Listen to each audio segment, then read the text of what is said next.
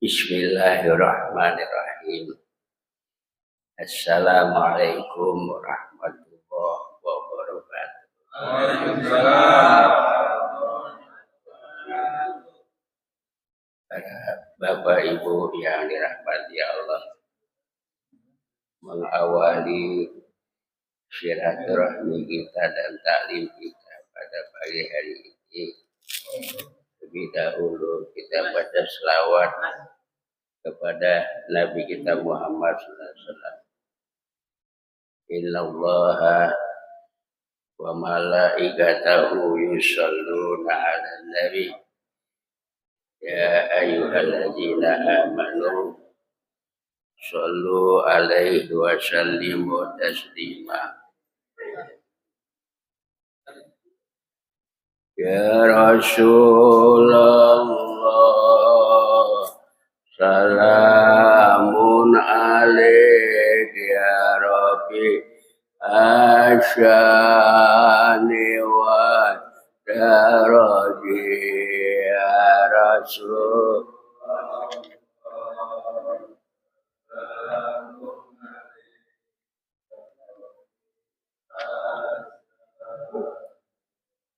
At-Fatayaji total alami wa jauhailal ju wal karami ya Rasul.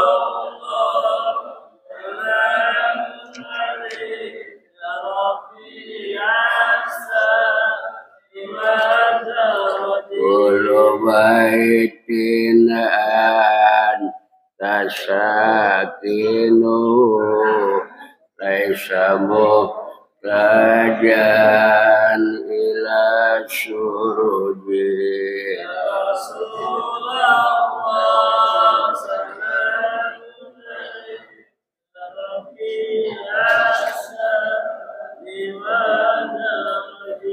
Jazakallahu khairal jazaa ya muniral kan bil balaji ya salamun ya Rabbi asya wa maridin an ta'iduhu qad atahu Allah bil faraji ya Rasulullah.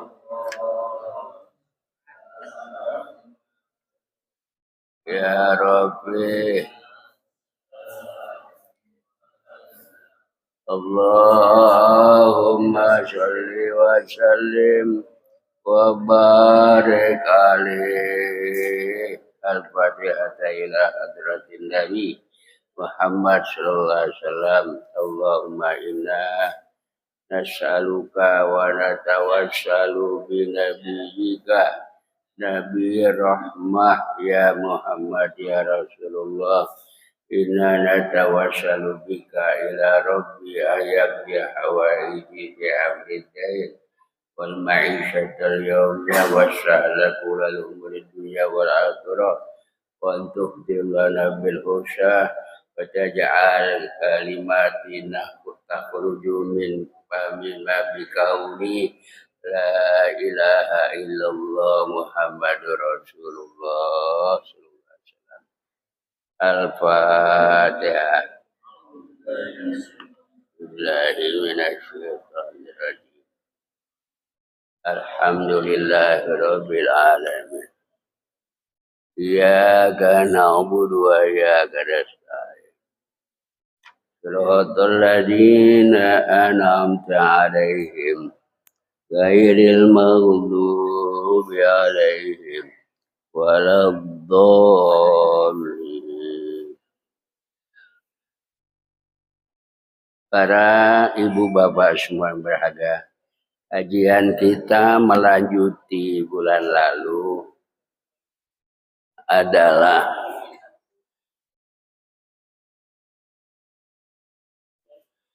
yaitu tathirul badani wasyaubi, membersihkan tubuh dan pakaian. Pakaian dan tubuh ini Bapak Ibu semua adalah bagian daripada toharoh, agar kita rapih, ya. Kenapa kita baju badan harus bersih? Satu, kalau sudah kelihatannya bersih, insya Allah kalau kita teliti akan hilang aroma kurang sedap pada baju dan tubuh kita.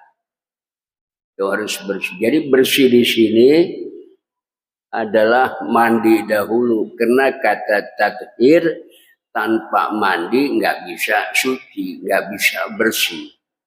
Jadi harus mandi. Ada salah seorang jamaah saya, ya, di Simpangan Depok, namanya Pak Jaja. Dia sholat Zuhur mandi, asar mandi, maghrib mandi, isya mandi, subuh mandi.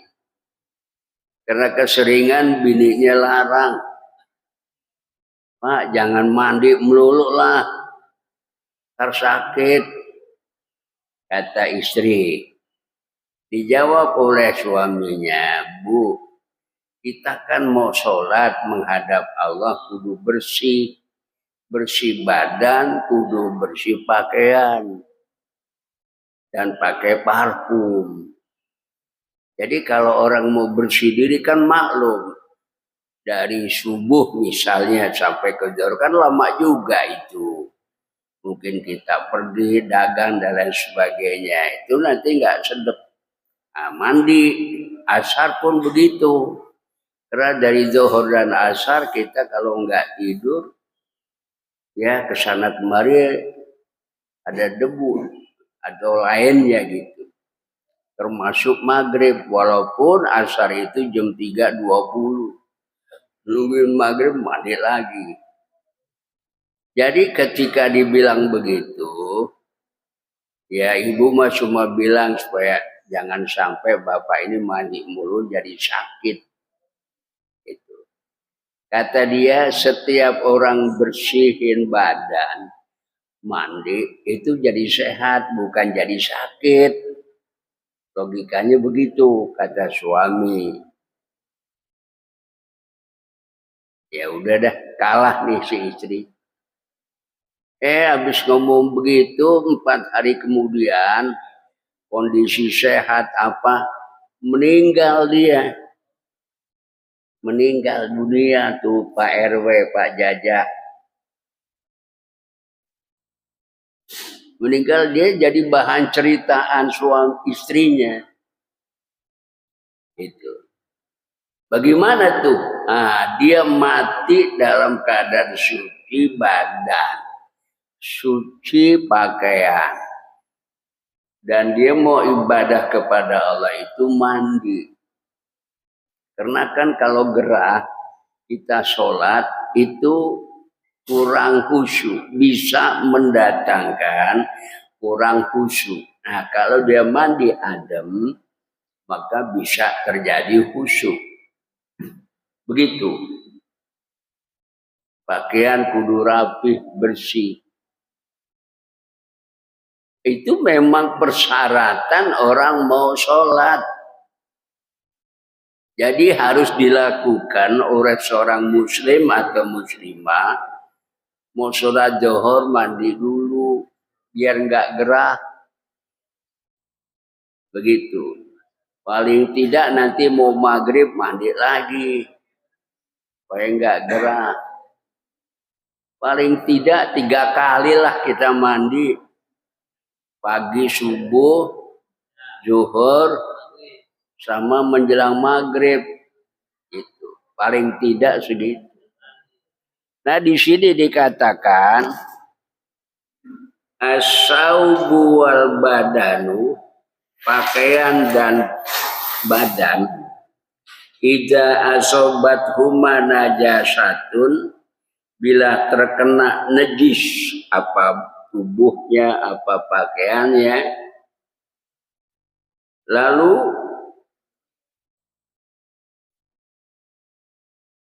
mana itu tadi?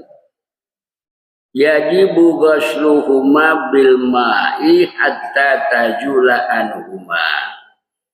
Wajib dibasuh badan dan pakaiannya dengan air sampai hilang dari tubuh dan pakaian itu, in kanat muri'atan kadami, bila ada percak apa darah, apa kotoran. Jadi hukum seperti ini membersihkan tubuh dan pakaian secara hukumnya wajib. Walaupun jangan sampai ada najis yang melekat di baju atau di tubuh saat kita ibadah sholat gitu. Fa'in baqiya ba'dal ghusli, jika masih tetap ada najis atau kotoran setelah mandi, asarun yasuku jawaluhu, ada bekas yang sulit dihilangkannya. Apa mungkin najis itu sulit dihilangkannya? Kalau najis sih enggak. Ini kalau yang susah dihilangkannya itu cat atau getah. Tapi itu kudu dihilangkan. Kenapa? Kalau getah dan cat tadi masih berkaitan dengan anggota wudu, muka, tangan, misalnya kaki, tidak sah dia punya wudunya. Harus dihilangkan dulu getah atau cat atau benda lain yang melekat di bagian anggota wudu tadi. Harus bersih. Bahwa ma'pun anhu, kalau sudah dibersihkan, dimandikan, dicuci, susah ngilanginnya, itu dimaaf. Seperti tato, ya, tato. Ini anak muda kelihatannya senang pakai tato. Itu kan susah dibersihkannya. Kalau dia udah tobat, menghilangkannya nggak bisa, ya udah dimaaf. Gitu. Lagi apa sih cakepnya, gantengnya orang pakai tato? Ya kan? Kalau harimau belang mahal, kalau orang belang nggak ada harganya. Itu aja kalau kita pikir. Iya, harimau belang mahal harganya, kulitnya, taringnya. Kalau manusia belang dengan noda-noda seperti itu, nggak ganteng, apalagi kalau sampai di dada, di leher, di tangan, ya ilah jagoan bukan. Nggak ganteng nih kagak, cuma diresep aja. Agak. Ya, Kak. Hah? Agak. Ya, saya aja juga masih gagah. Yes. Ya. Iya, saya masih gagah, cuman nggak tato. Iya, kalau dibandingin sama yang tato, gagahan saya, kerenan saya, gitu. Orang saya disayang banget mau bini. Iya. Ya karena bersih gagah itu, cuman giran duduk bangun susah. Iya.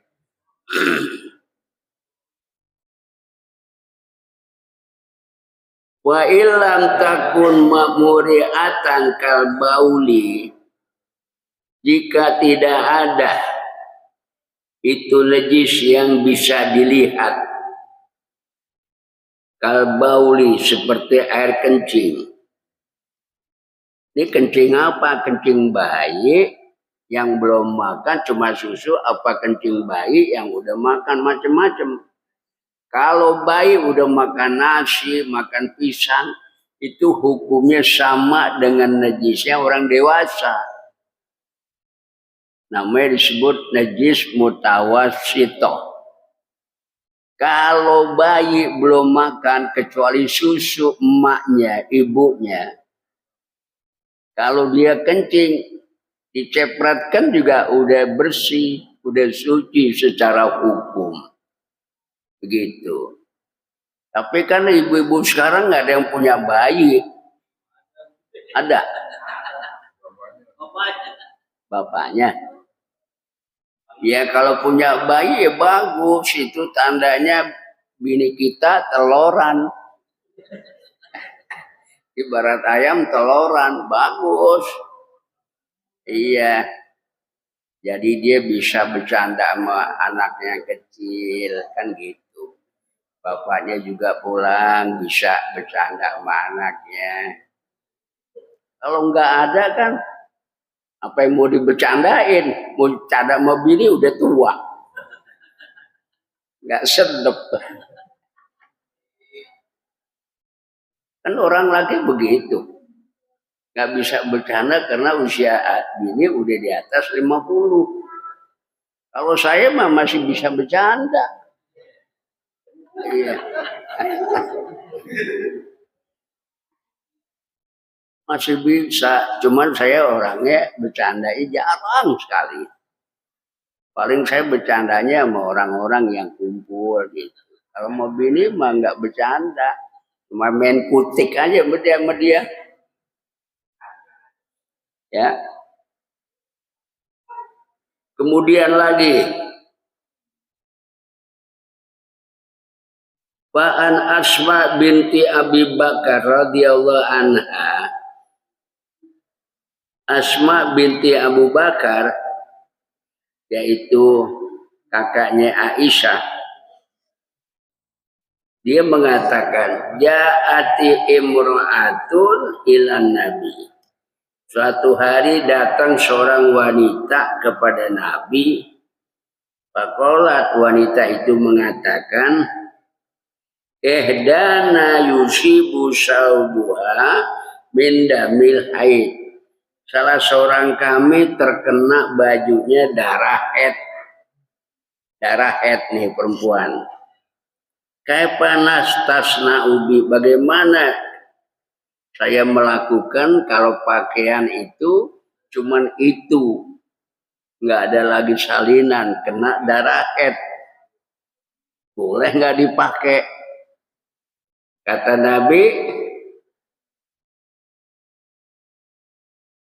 Nabi adalah tahtahu summa taqarradahu bil ma' aitan dohahu, yakni digosok aja darah haid yang kena itu, digosok pakai air bersihin.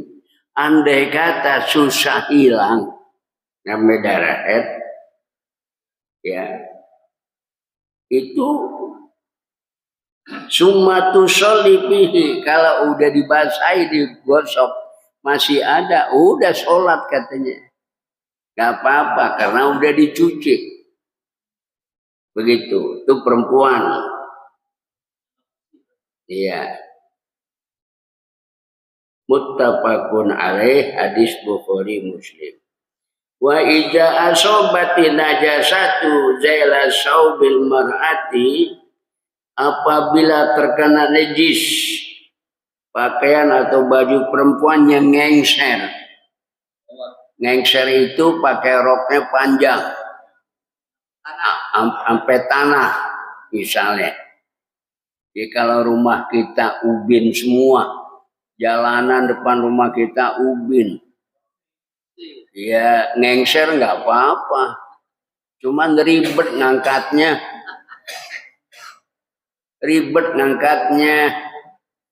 Laki juga ngelihatnya kurang seneng, pendekin apa mah roknya.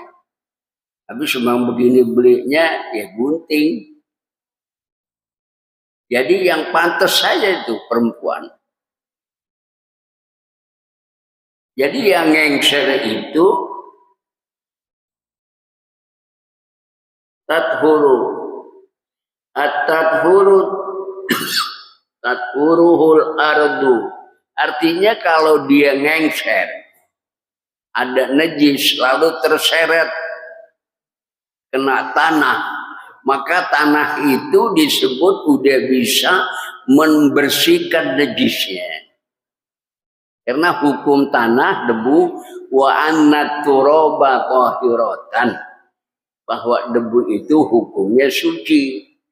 Jadi kalau bahannya ngengser ke tanah, maka debu yang keseret oleh pakaian tadi itu dapat membersihkan najis. Kok bisa begitu? Ya karena hukum tanah itu suci. Di dalam kitab-kitab fikih hukum tanah itu suci. Tayamum aja pakai tanah boleh kalau nggak ada air. Ya. Kemudian lagi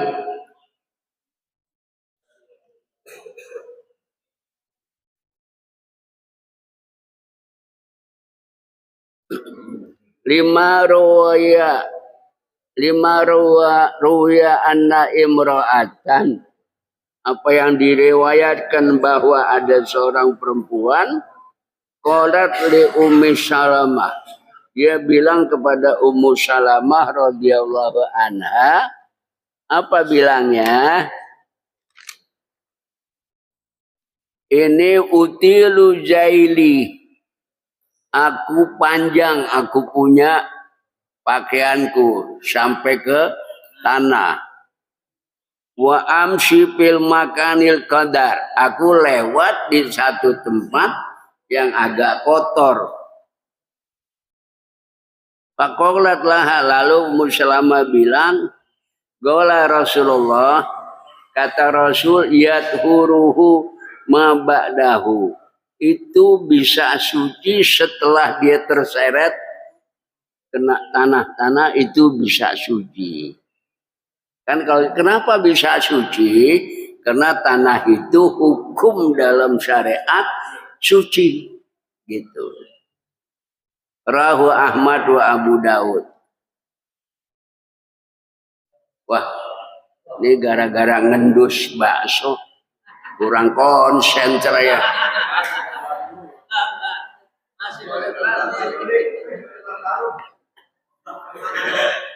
Usinya kalau saya belakangan.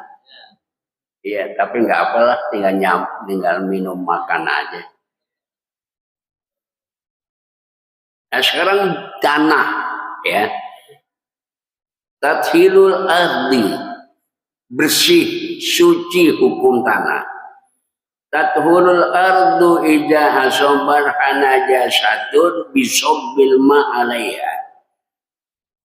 Tanah bisa membersihkan apabila terkena najis, dituangkan air.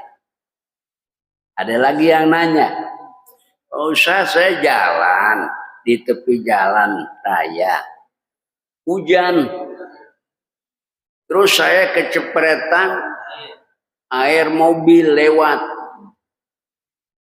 basah baju saya, tapi saya mau sholat, boleh nggak itu? Boleh, ya. Air yang kecepretan tadi, air tuh karena apa? Karena jatuh dari atas suci, kemudian kena apa jalan raya, ke jalan raya kan nggak ada najis. Jalan raya nggak ada najis, jadi hukumnya boleh sholat walaupun dia basah karena cepretan mobil di jalan raya, ya boleh, sekalipun agak basah. Nah itu supaya kita nggak takut, nggak ketar-ketir hukum, boleh sholat itu. Kecuali itu air got, air najis kena kita, wajib dihilangin. Ya, tapi kalau air semata air hujan, ngembeng di jalan raya, kecepretan, itu boleh sholat. Pak Ustadz, saya mau sholat, kagak ada masjid di jalan raya. Saya mau sholat, takut kehabisan sholat. Yang ada gereja. Boleh nggak saya sholat di dalam gereja? Ya kan ibu niatnya sholat karena Allah, menghadap Allah. Silakan, emang tempat musyakat nggak ada lagi, silakan. Asal jangan lagi begini, oh Tuhan, nah, itu salah. Ya, kita jangan ngelihat yang lagi begini. Sholat aja deh. Emang musyakatnya karena nggak ada lagi tempat. Iya. Seperti apa contoh? Di jalan raya Jatinegara Barat. Di situ ada sekolahan Santa Maria. Kan nggak ada masjid, nggak ada rumah. Belum sholat.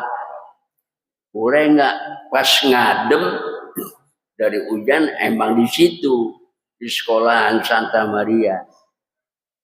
Dia mau sholat di situ boleh? Boleh. Kan tanah itu punya Allah.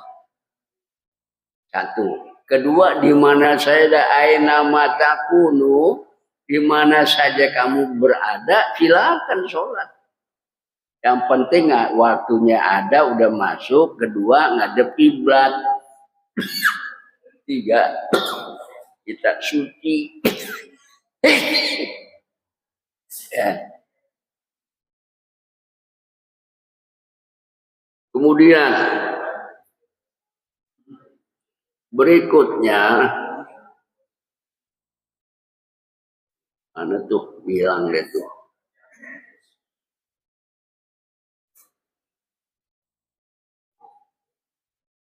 Mana ya?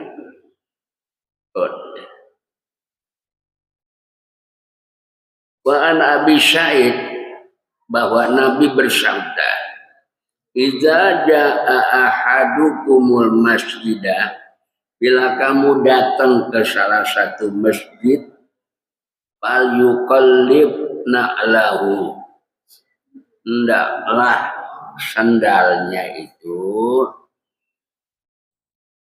ditaruh, fal yandur bihima, sambil diperhatikan tempat naruhnya sendal, jangan sampai ketukar.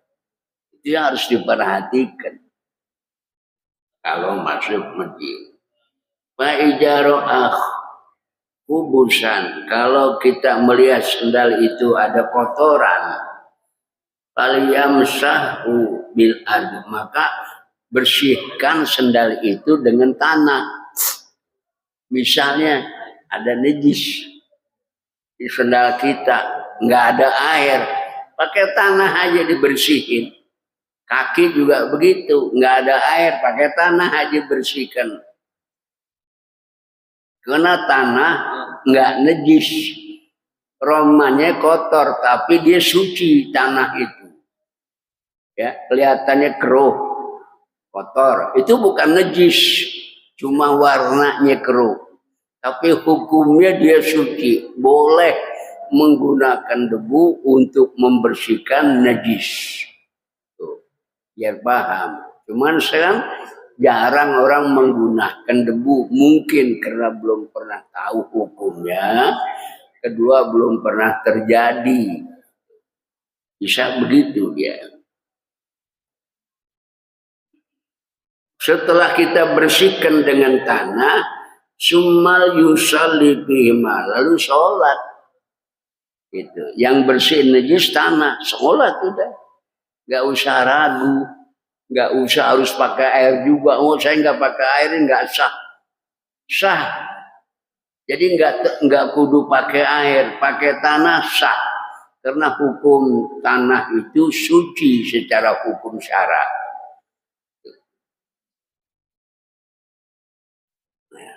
Kemudian lagi,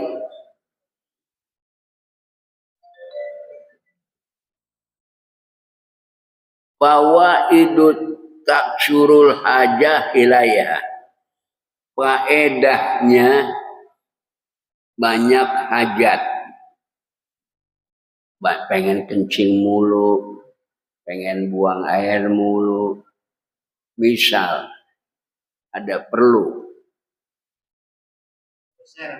iya beser, itu hablul ghosili yang syuruh alaih saub an najat, itu dicuci, dilebarkan atau disebarkan, misalnya di sini harus lebih gitu.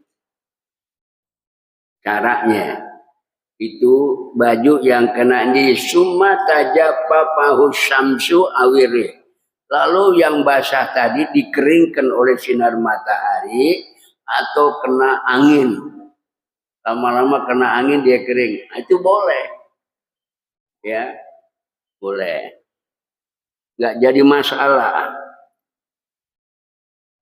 Lalu berikutnya la ba'sa binasri saubi tahir alaihi ba'da dalika, tidak mengapa ya menyebarkan air di mana baju yang terkena najis itu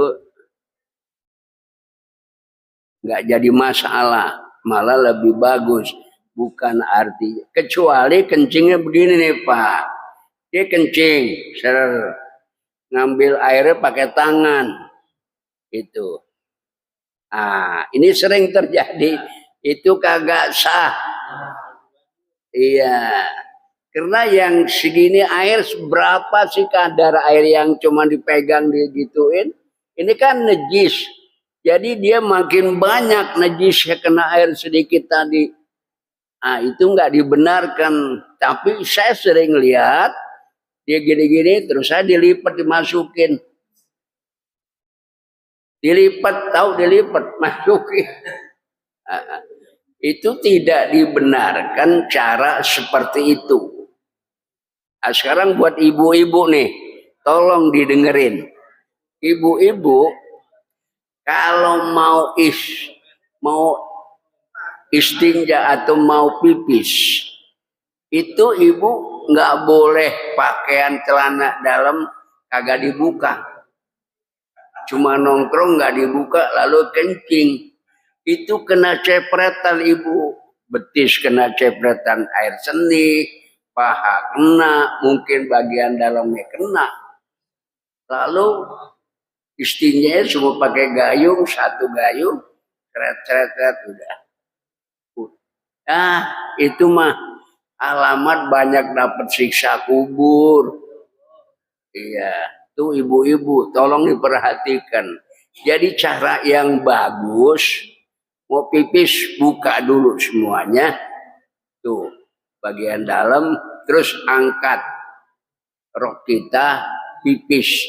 Udah pipis baru istinja biar bersih.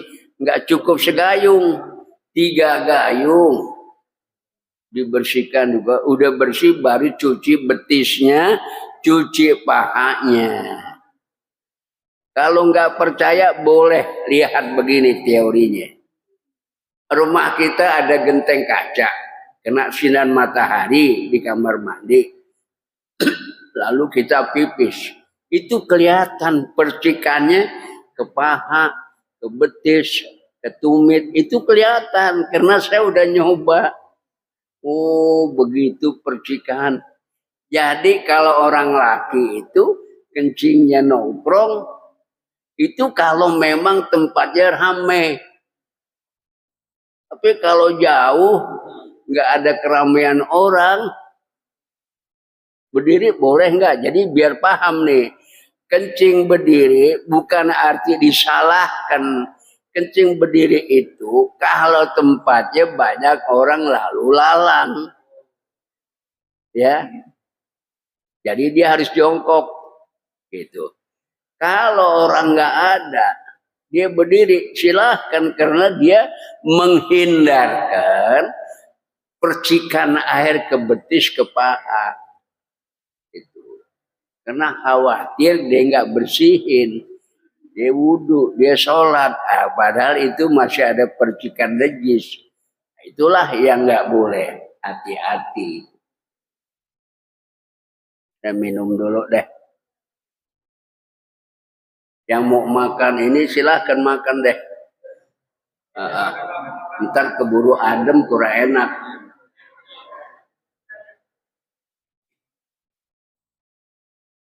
Ya silakan sambil makan dengerin. Tapi kata guru sambil makan dengerin nggak bakal khusyuk. Iya nggak bisa khusyuk. Kenapa?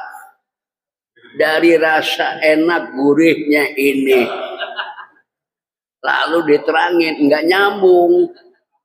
Iya paling ibu tadi saya ngaji makan bakso cerita begitu. Nggak cerita apa keterangannya. Itu dia khawatirkan begitu.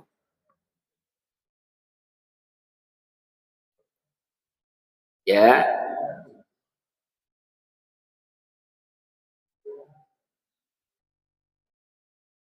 Mana tuh tadi?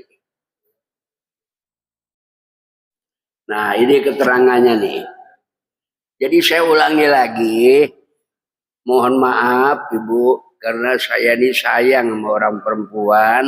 Takut dia dapat fitnah kubur. Karena kata Nabi kebanyakan siksa kubur itu ada dua.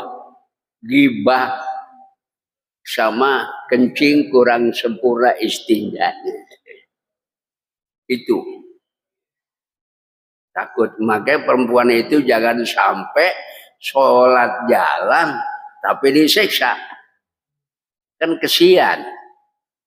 Makanya perempuan itu saya nggak pakai tedeng aling-aling cerita begini. Supaya jelas bukan porno.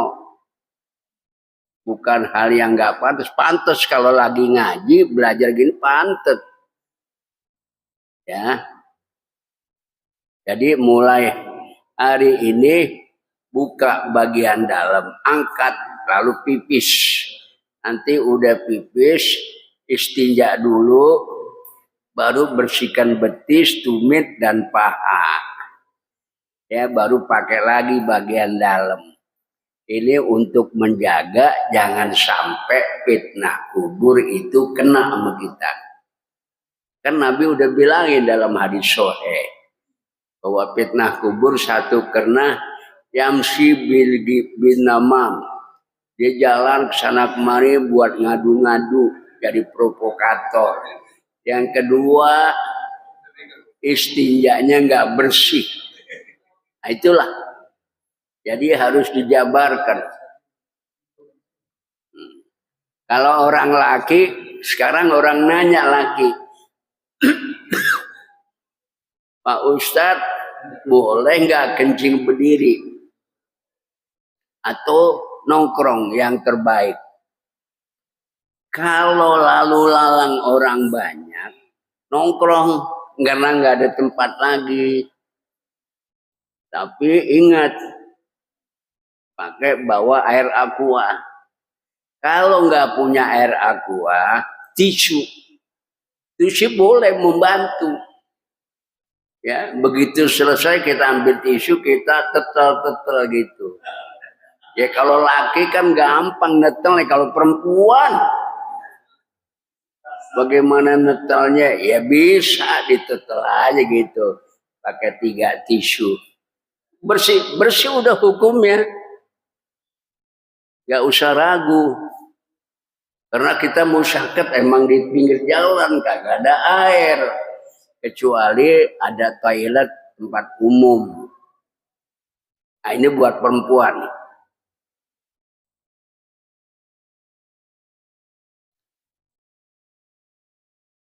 Kemudian berikutnya, lau syaqata syai'un alal mar'i, bila jatuh sesuatu kepada seseorang, la yadri hal wa ma'un au baulun, dia nggak tahu apa itu yang kena dia air, apa itu najis, begitu kan. bisa binatang di pohonnya, di daun, kita lewat dia kencing, bisa begitu.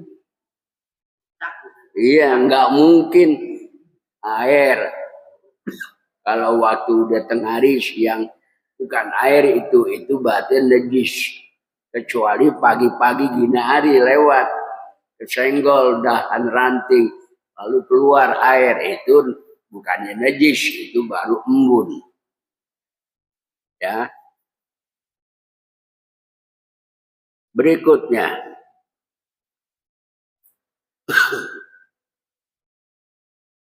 la yajibu alaihi ayas'ala. Tidak wajib dia nanya tuh. Ini air najis apa air embun? Itu. Dilihat dulu waktunya sambil ngelihat dahannya. Ada binatang enggak? Kalau enggak ya berarti itu embun. Suci. Malah air embun kalau dikumpulin banyak diminum buat kesehatan lebih bagus. Ya. Seperti air embun di daun pisang. Kumpulin walaupun 2 tetes sendok. Itu manfaat. Itu. Lalu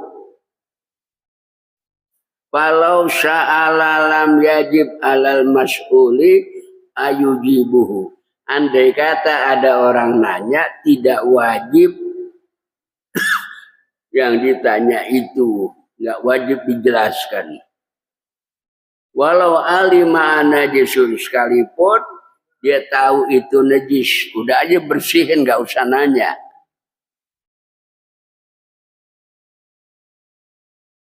Kemudian Iza asobar rajulu awid jailu billaili syai'un ratbun. Apabila seseorang terkena ya sesuatu benda atau cairan yang dia nggak suka, kan suka begini, ngendus kok bau nih, ya kena air ngendus kok bau nih, itu nggak suci, itu berarti ada najis yang keluar dari binatang, ya itu dianggap hukumnya tidak boleh, harus dibersihkan itu. La ya'lamu ma huwa, dia tidak tahu ini najis bukan. Tapi setelah dia hendus, baunya nggak enak, berarti itu najis.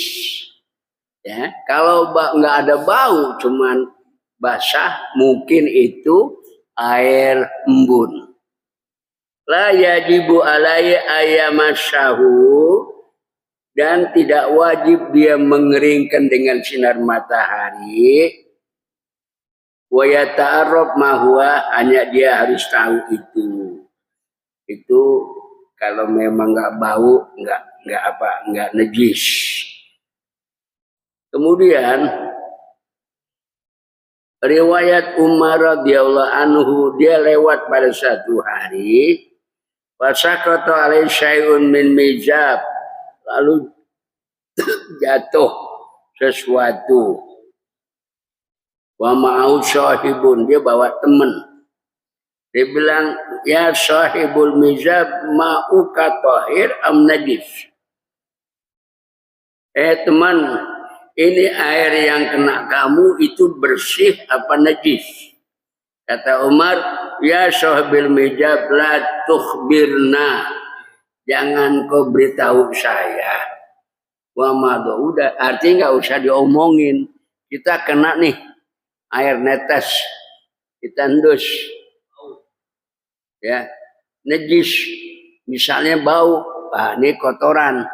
Kalau nggak bersih jangan nanya, kata Umar, udah jalan aja. Kalau nggak bau, begitu. Ada yang bau nggak najis? Ada nggak? Apaan? Bukan. Ketek. Itu nggak najis kan? Iya, bau nggak najis. Kan nggak sedap, tapi nggak najis. Cuman makruh. Hukumnya makruh.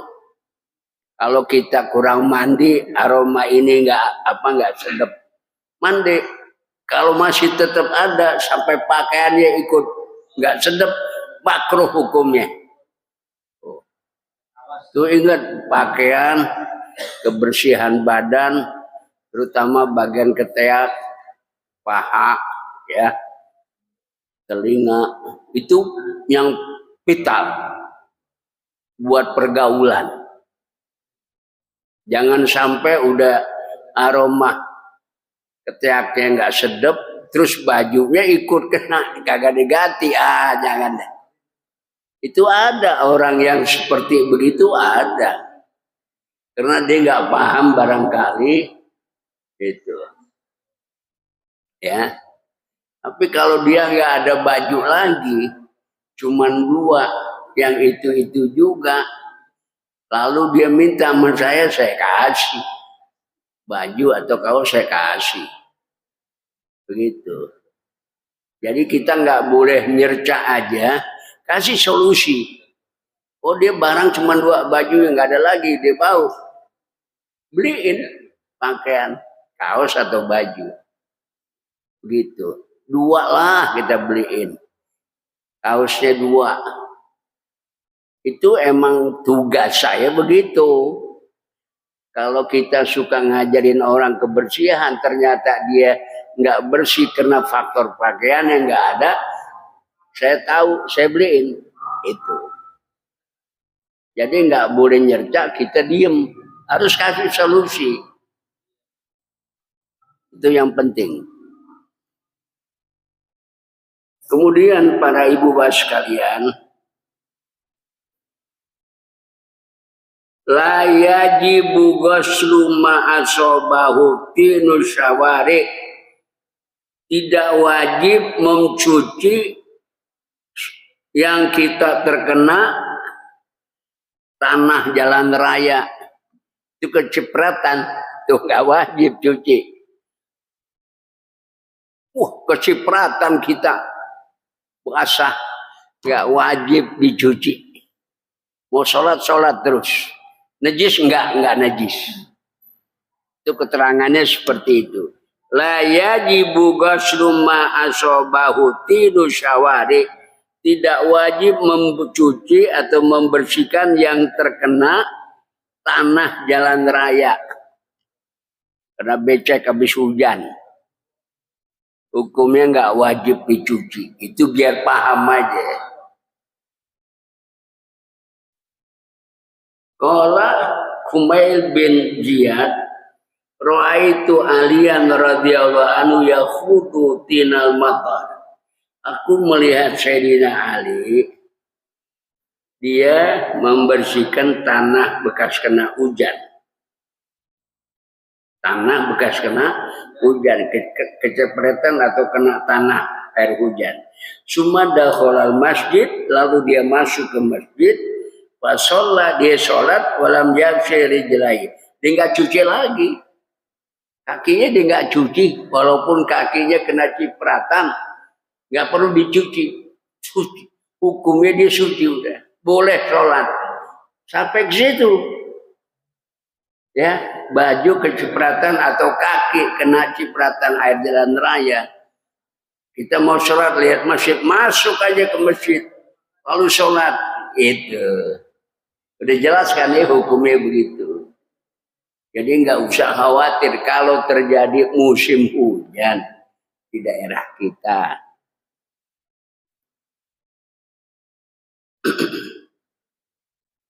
Kemudian au kana ya'lamuha, atau dia tahu, walakinahu nasyaha, tapi dia lupa. Aulam yansaha, dia tidak lupa. Walakinahu ajajaan ijah, tapi dia nggak ada kemampuan buat ngilangin karena ribet, repot, nggak ada air, sumur toilet jauh nggak ada. Ya udah masuk ke masjid, dia sholat, nggak perlu dicuci lagi. Itu hukumnya seperti itu. Fasholatuhu sahihah, sholatnya itu sah, ya. Wala i'adah tuh nggak pakai ngulang atau nggak pakai qadha. Gitu. Liqaulihi ta'ala, karena firman Allah, walaisa alaikum junahun bima akhtatum bihi, surah Al-Ahzab ayat 5. Dan tidak ada dosa atas kamu apa yang kamu dalam keadaan salah tapi karena awalnya lupa atau dia tahu, dia anggap orang salah karena nggak dicuci, itu dimaaf berdasarkan ayat Quran, ya, itu dalam Quran keterangannya seperti itu, surah Al-Ahzab ayat 5. Wa hada ma'abta bihi katsirun minas sahabah wa tabi. Inilah fatwa kebanyakan yang dari sahabat dan para tabi'innya, yakni pengikut sahabat.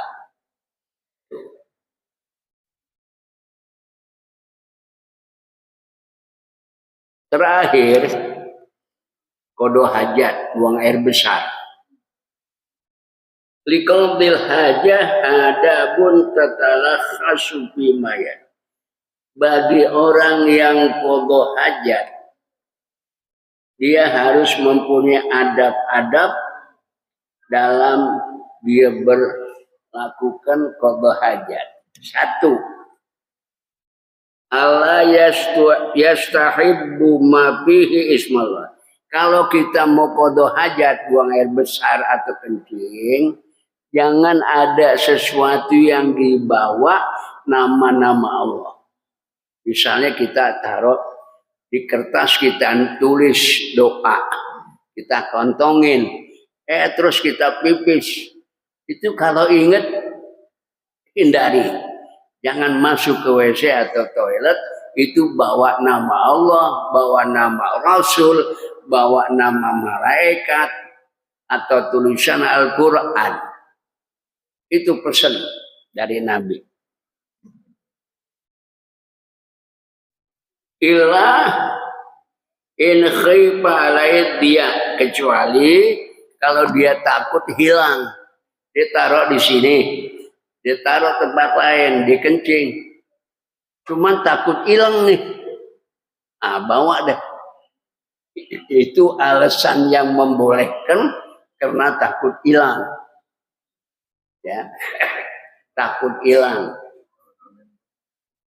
Sama orang punya bini muda, kita mau ke WC, suruh tunggu depan WC. Iya. Takut apa? Takut hilang bini kita. Boleh. Iya.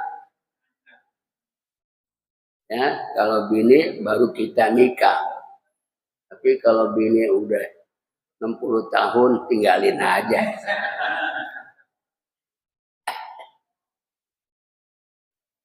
Ya, in khifa alaih dia, kalau dia takut hilang, au kana hirzan, atau dia ada yang jaga, tukang jaga toilet, tolong dititip saya mau pipis, itu boleh. Ya. Di hadis Anas, karena hadis Anas menyatakan la bisa khatiman, Nabi pernah pakai cincin, ya, naqmasuhu Muhammad, ukirannya tuh cincin nama Muhammad, ukirannya. Bahkan ijadah kholal, kalau dia masuk ke toilet, wadu'ahu, dia taruh cincin itu, dicopotin, ditaruh, atau cincin yang suka dibakal wirid, kan cincin ada bakal wirid. Buat apa tuh? Buat mikat perempuan, buat apa lagi? Buat mukul orang biar ngejoprak sekali pukul. Bener. Itu artinya udah ada wirid. Jadi cara wiridnya boleh begini, boleh dipegang. Subhanaka la ilaha illa anta ya dzal jalali wal ikram. Subhanaka la ilaha illa anta ya dzal jalali wal ikram.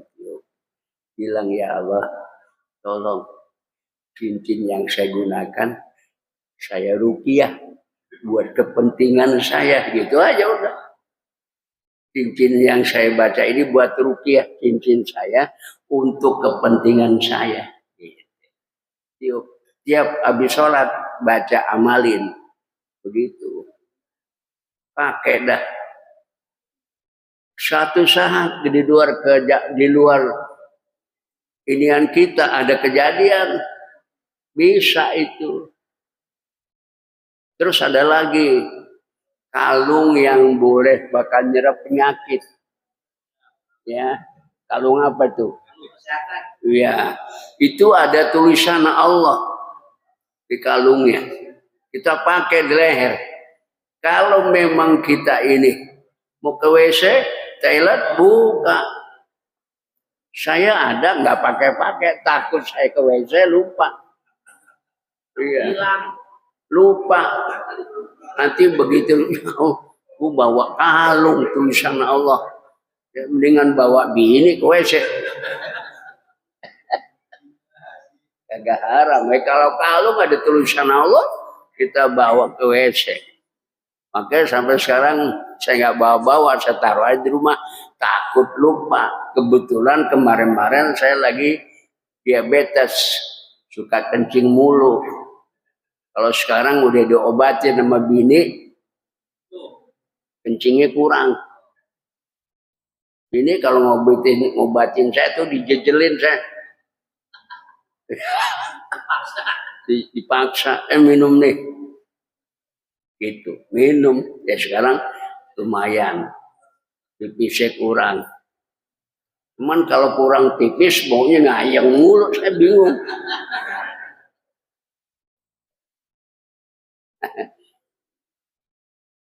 Jadi jangan bawa nama Allah, nama Rasul, nama malaikat. Kalau dia takut hilang, kasih penjaga. Karena Nabi pakai cincin ukirannya Muhammad Rasulullah. Makanya ijadal khala kalau dia masuk toilet, doahu dia taruh. Tuh kalau ada nama Allah, Rasul, malaikat, ayat Quran itu. Rahu al-Barah. Qala al-Habib bil hadis innahu ma'dud. Ini karena ada ilat. Ya. Nah itu gambarannya jamaah sekalian. Udah jam 6.05. Terusin jangan. Bukan gitu. Ngomong mulu kapan makannya saya. Yang lain sudah kenyang. Keburu adem. Satu aja deh. Ya. Satu aja. Ibu, bapak tolong nih diingetin. Saya ngajar kitab ini di rumah tiap Jumat subuh. Apa? Masalah istighfar. Masalah istighfar. Arti istighfar itu minta ampun. Ya. Satu. Kasratul istighfar taglibu rizqo. Memperbanyak istighfar itu dapat mendatangkan rezeki. Dapat mendatangkan rezeki kalau sering istighfar. Nabi aja maksum 100 kali dia sehari. Ya. Kemudian berikutnya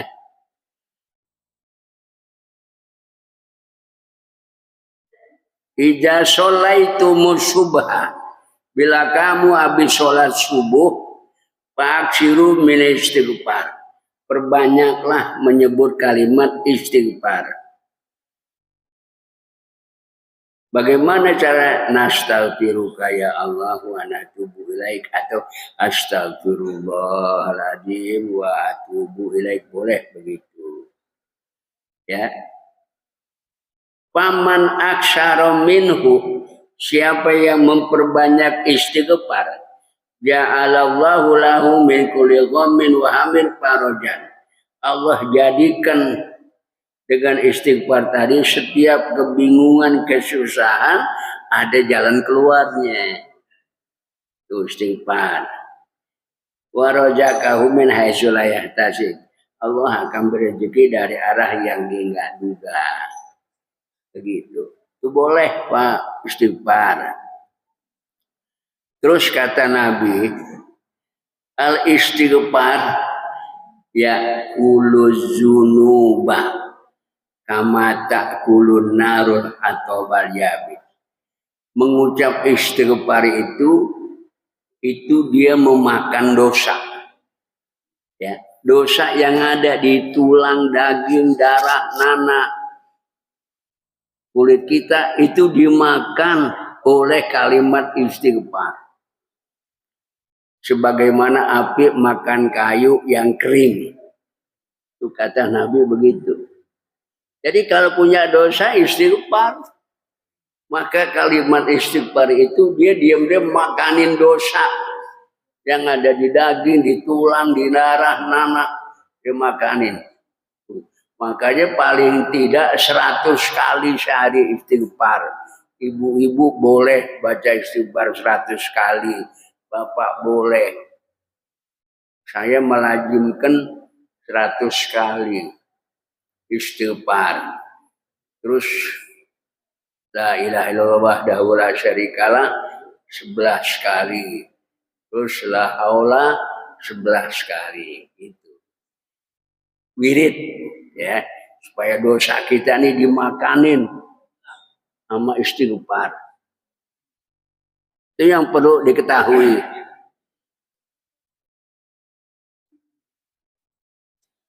Terakhir ibu bapak,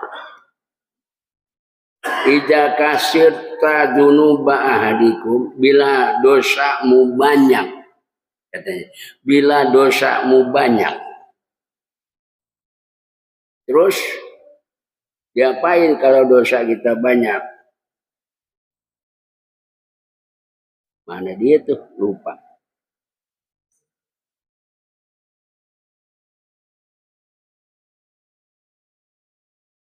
Ida kasir tajunuba hadith bal yastaghfirillah, maka perbanyak mengucap istighfar.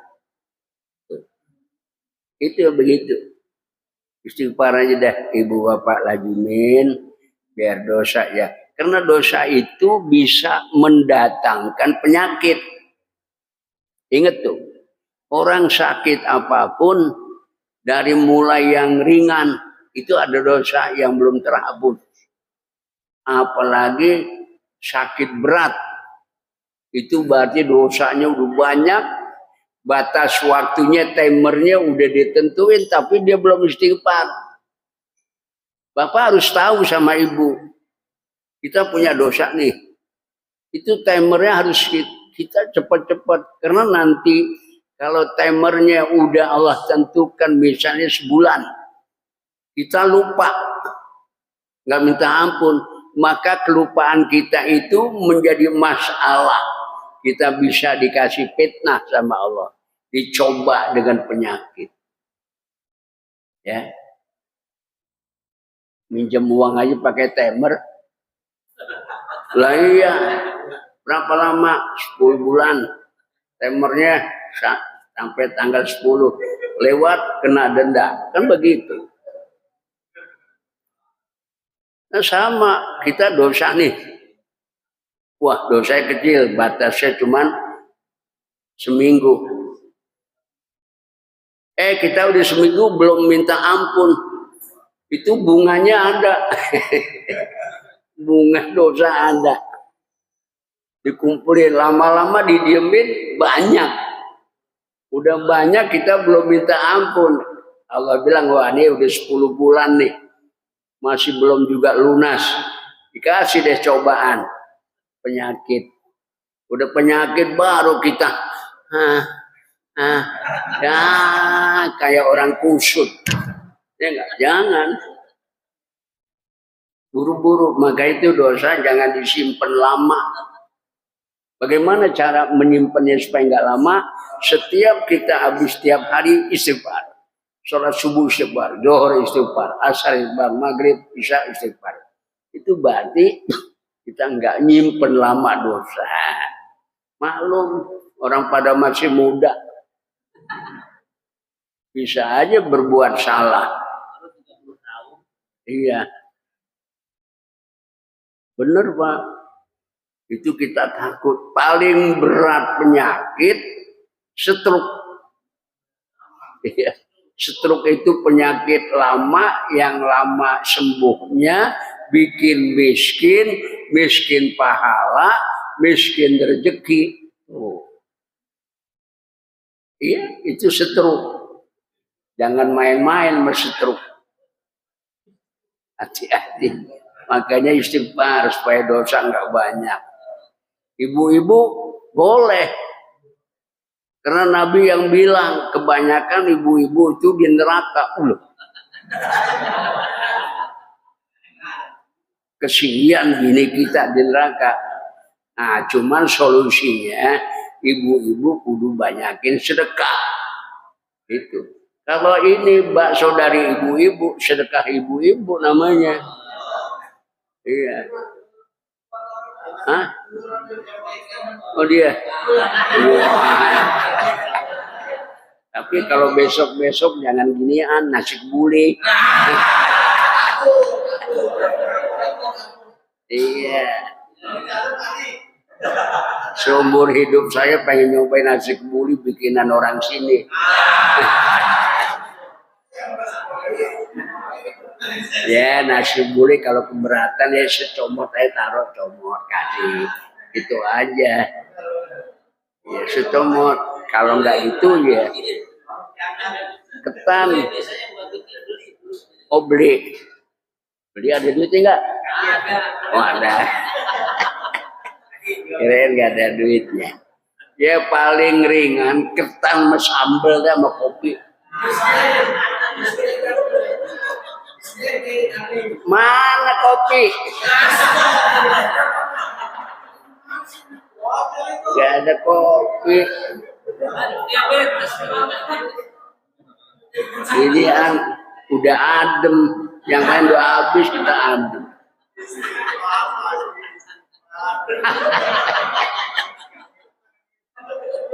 Kita tunggu tanggal mainnya. Iya. Saya sih nggak banyak-banyak. Di sini setengah piring, bawa pulang sepiring.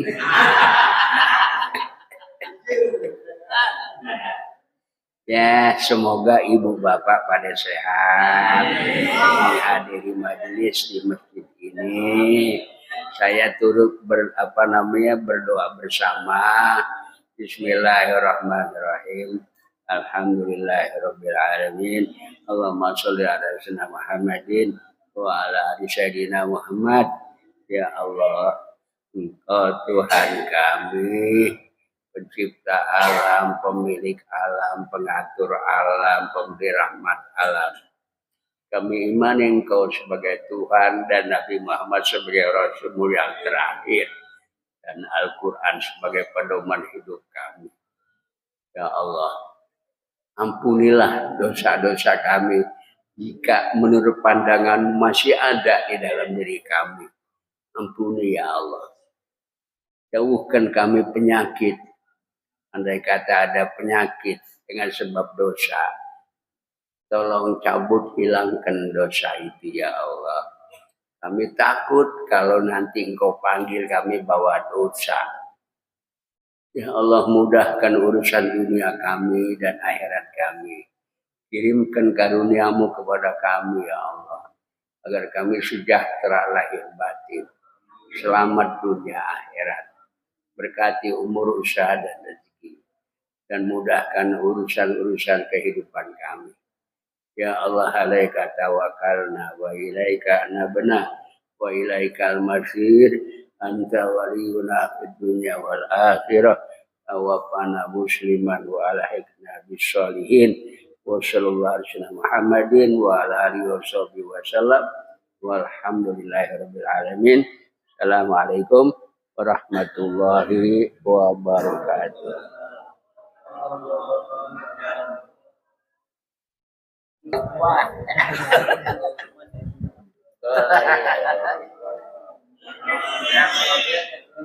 Amin. Ya. Saya kalahnya di kaki.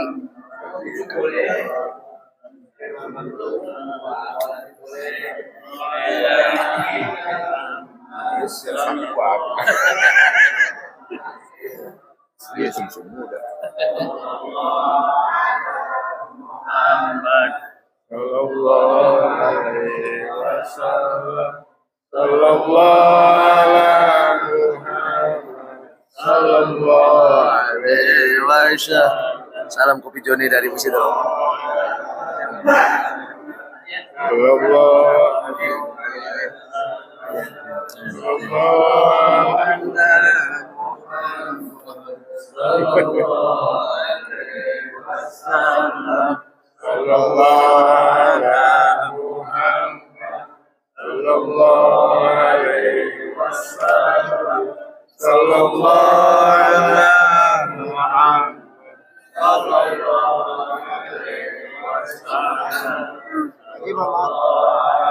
Maaf Pak.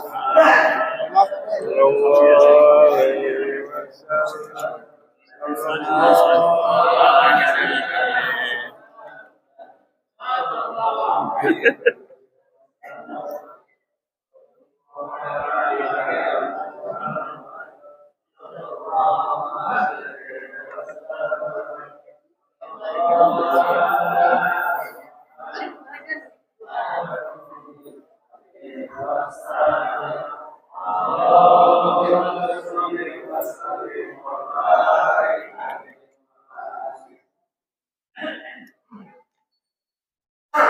Assalamualaikum warahmatullahi wabarakatuh. Jangan lupa like and subscribe YouTube Masjidil Rahman Depok 2. Ada ilmu-ilmu yang bermanfaat juga berkah di situ. Terima kasih. Jangan lupa like and subscribe. Assalamualaikum warahmatullahi wabarakatuh. Waalaikumsalam.